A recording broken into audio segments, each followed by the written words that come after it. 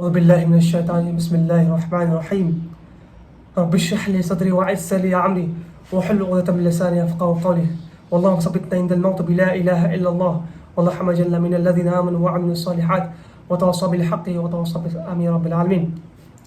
تو ہم لوگ سورہ مائدہ میں تھے اور آیت نمبر آج 6 میں.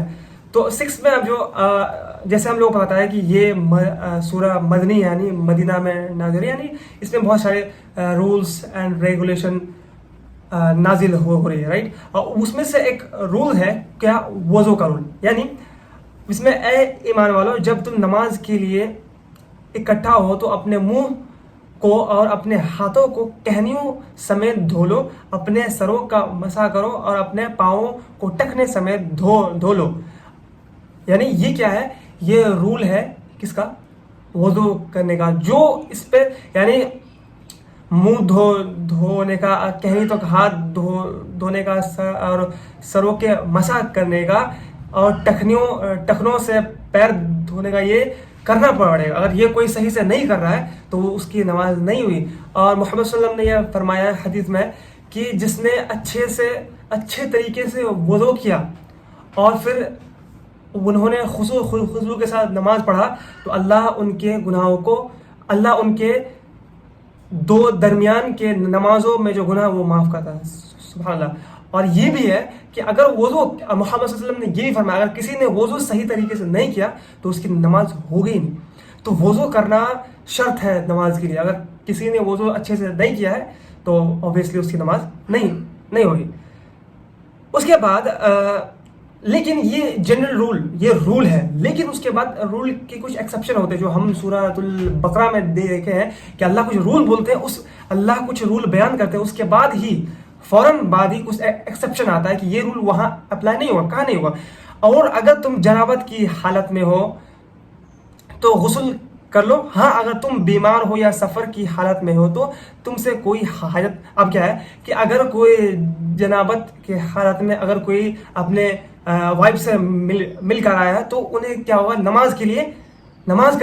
نماز میں جانے سے پہلے ان کو غسل کرنا ہوگا. یہ ان پر فرض ہوتا ہے. باتھنگ از obligatory. کون؟ جو جنابت کے حالت میں ہے، ٹھیک ہے.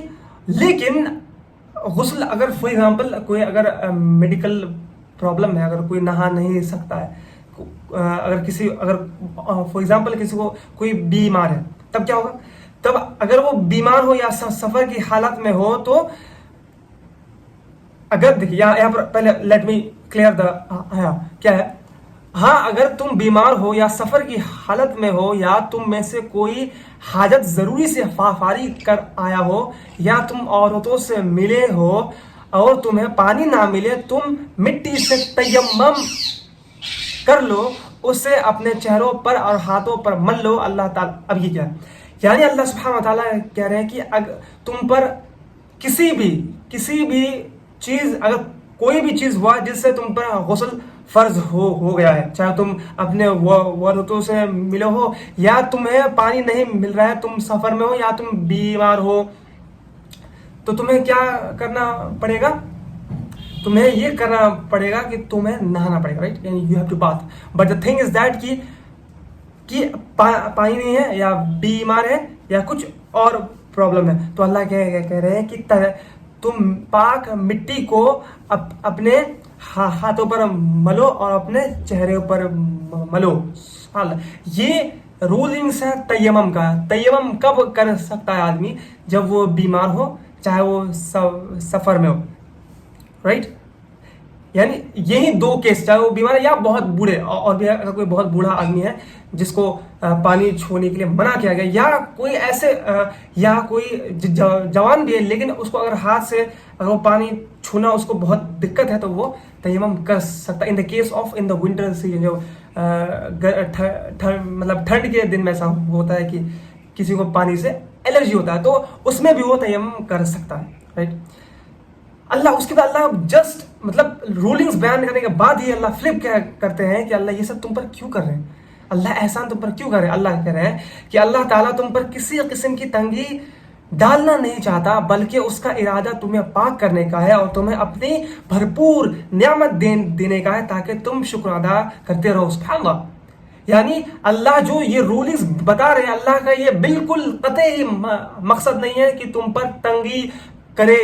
अल्लाह का मकसद ये है कि तुम पर आसानी करे और तुमको पाक करे और तुम्हें अपनी भरपूर नियामतों से नवाजे। इसका मतलब कुरान में जितने भी अल्लाह ने रूलिंग्स बयान किया है वो रूलिंग्स हमारे अच्छाई के लिए।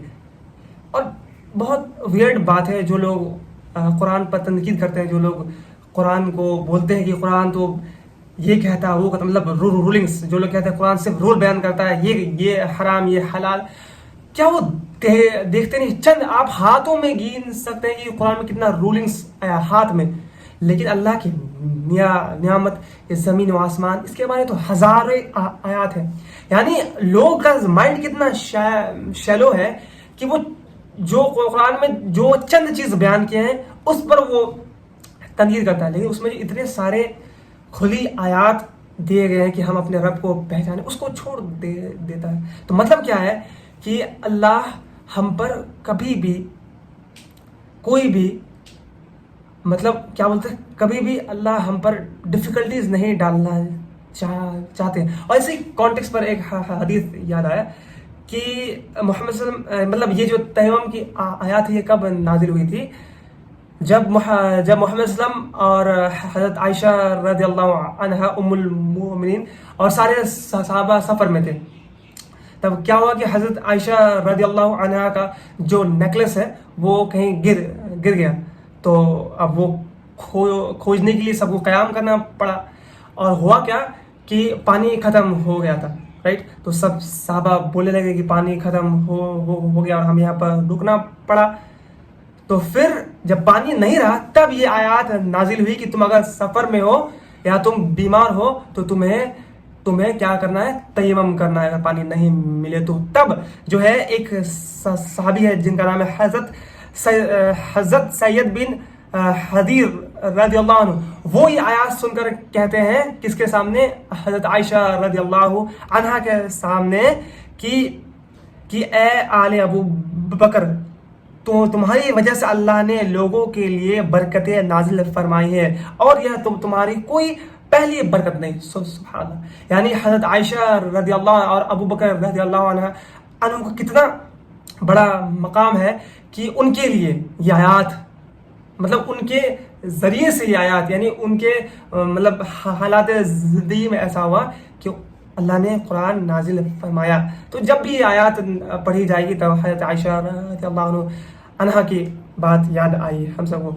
बस अभी तक यही रखते हैं, इंशाअल्लाह आगे देखेंगे। बारकल्लाहु लना व लकुम फ़ी क़ुरानिल हकीम व नफ़अना बिल आयाति व ज़िक्रिल हकीम।